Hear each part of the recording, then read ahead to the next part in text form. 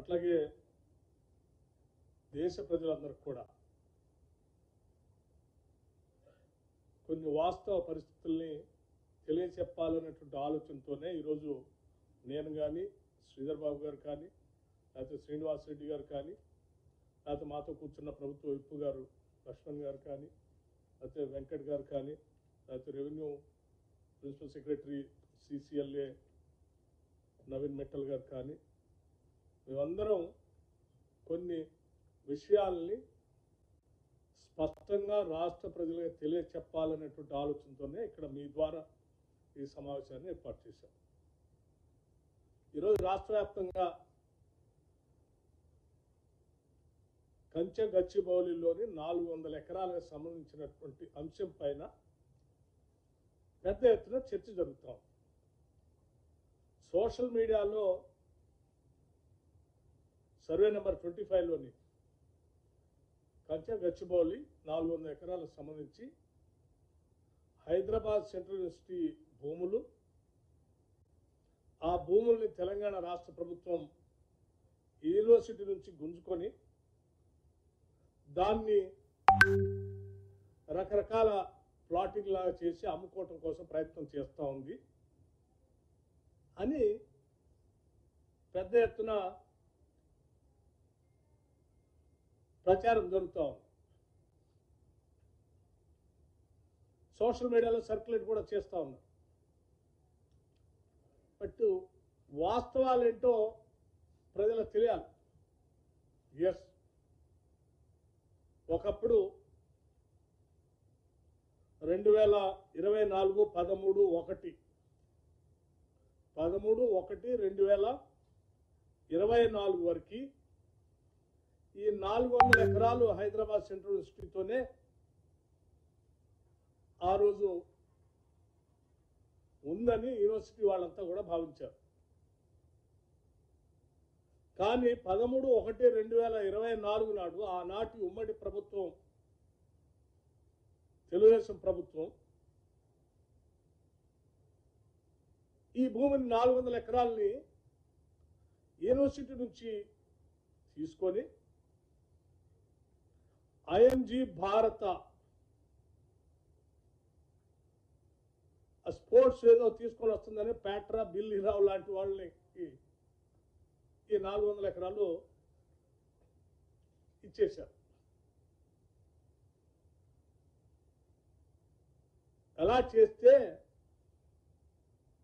ఆ 400 ఎకరాలు అలాట్ చేస్తూ, సరే ఇది యూనివర్సిటీ ల్యాండ్ కదా మరి మాకేంటి, మేము అట్లీస్ట్ ఎట్లా అంటే, సరే ఆనాటి ప్రభుత్వం ఆ 400 ఎకరాలకి ఎక్స్చేంజ్గా అంటే బదలాయింపుగా 397 ఎకరాలు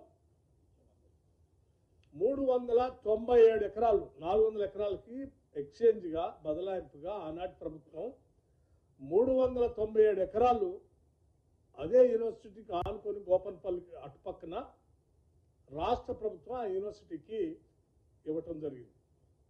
అంటే in exchange of this 400 acres 397 ఎకరాలు అంటే that is also nearing about 400 acres ఆనాడు యూనివర్సిటీకి ఒప్పచెప్పటం జరిగింది. దానికి సంబంధించిన ఆనాటి పంచనామా పేపర్లు కూడా, అంటే రాష్ట్ర ప్రభుత్వానికి సంబంధించిన అధికారులు, రెవెన్యూ అధికారులు, యూనివర్సిటీ అధికారులు కలిసి సంతకం పెట్టినటువంటి కాపీలకు సంబంధించిన సమాచారాన్ని, అంటే రాష్ట్ర ప్రభుత్వ రికార్డ్స్లో ఉంది,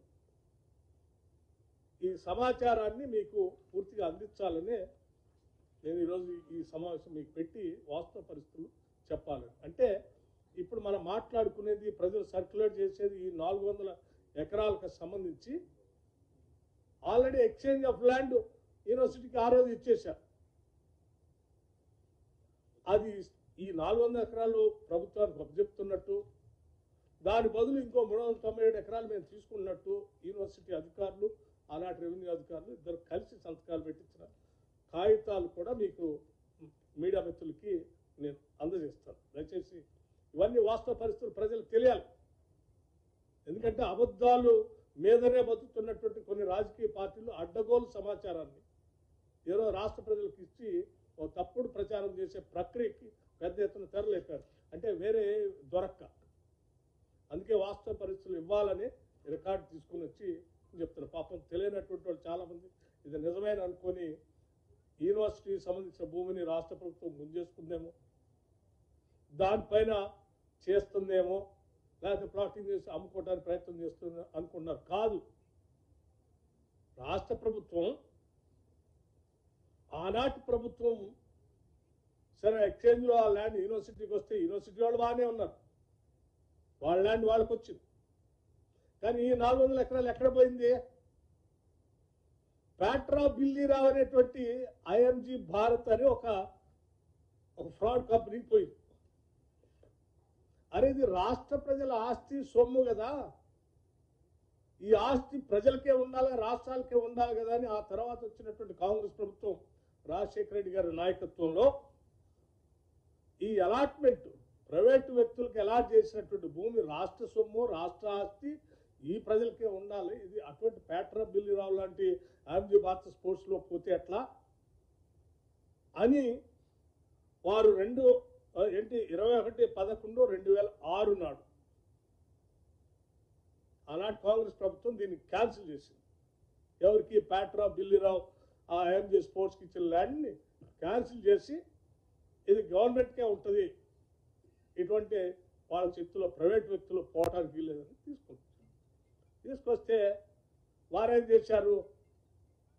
నాకు ఆల్రెడీ గత ప్రభుత్వం రాసి ఇచ్చేసింది, మీరు క్యాన్సిల్ చేసి తీసుకుంటే ఎట్లా అని హైకోర్టులో సవాల్ చేస్తూ IMG Bharat writ petition number 24781 ద్వారా గౌరవ ఆంధ్రప్రదేశ్ హైకోర్టులో రిట్ పిటిషన్ వేశారు. ఇది మాకే ఉండాలి, మళ్ళీ మీరు క్యాన్సిల్ చేసి రాష్ట్రాన్ని తీసుకోవడానికి వీల్లేదు.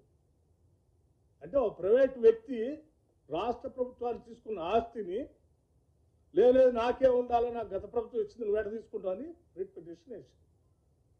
ఆ రిట్ పిటిషన్ వేస్తే కాంగ్రెస్ ప్రభుత్వం ఆ రోజు క్వశ్చనే లేదు, ఇది ప్రజల ఆస్తి, ప్రజలకే ఉండాలి, రాష్ట్రానికే ఉండాలని గట్టిగా ఆనాడు హైకోర్టులో కొట్లాడుతూనే వచ్చింది.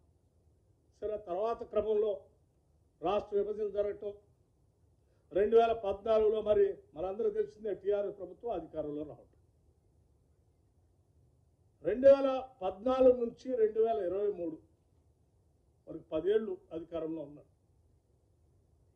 ఈ బిల్లీరావు ఐఎంజీ భారత్ లాంటి వాళ్ళకి చేతులకి భూమి పోవద్దని ఆనాటి కాంగ్రెస్ ప్రభుత్వం అది క్యాన్సిల్ చేసి కొట్లాడింది. మరి మన ప్రత్యేక రాష్ట్రం వచ్చింది, మన ఆస్తులు మనకే ఉండాలా, మన బిడ్డలకే చెందాలా, ఈ రాష్ట్రానికే సంపద పెరగాలని కదా ప్రత్యేక రాష్ట్రం తెచ్చుకుంది.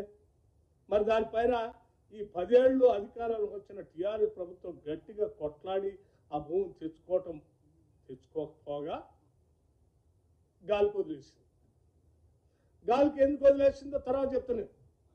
అది ప్రైవేట్ వ్యక్తుల చేతుల్లోనే ఉంటే, ఈ ప్రభుత్వానికి రాకుండా ఉంటే ఆ ప్రైవేట్ వ్యక్తుల చేతుల్లో నుంచి ఇంకో రకంగా ఎట్లా చేసుకోవచ్చో సరే రకరకాలైనటువంటి ఆలోచనలు ఉండి దాని మీద గట్టి కొట్లాడు.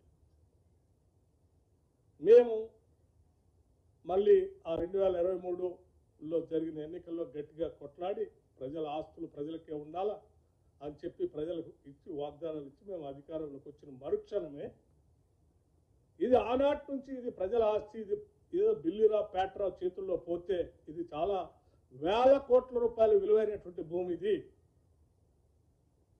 వాళ్ళకే వదిలేయకూడదు, మనం గట్టి కొట్లాడాల్సిందే, ఇది ఏదో రకంగా రాష్ట్రానికి తేవాల్సిందే అని చెప్పి రాష్ట్ర ముఖ్యమంత్రి రేవంత్ రెడ్డి గారి నాయకత్వంలో ఈ రాష్ట్ర కేబినెట్ గట్టిగా నిర్ణయం తీసుకొని ఎట్టి పరిస్థితుల్లో ఇంచి భూమిని కూడా వదిలిపెట్టడానికి లేదు, ఇది ప్రజలకే చెందాలని చెప్పి హైకోర్టులో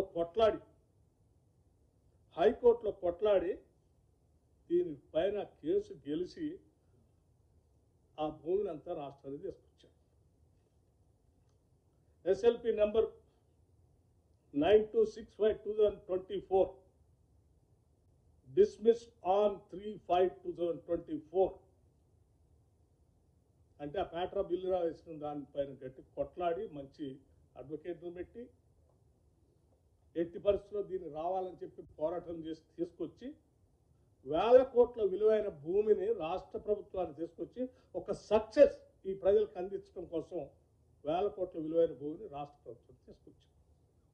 ఓ రకంగా ప్రైవేటు వ్యక్తి చేతుల్లో వేల కోట్లు పోతున్న ఆస్తిని కాపాడి 10 ఏళ్ళు పట్టించుకోకుండా వాడు గాలి వదిలేస్తే కూడా మేము రాగానే కొట్లాడి తీసుకొచ్చి ప్రజలకే చెందేటట్టుగా చేసి ఈ ప్రభుత్వ ఖజానాకు ఏంటి తీసుకొచ్చి ఏం చేశాం?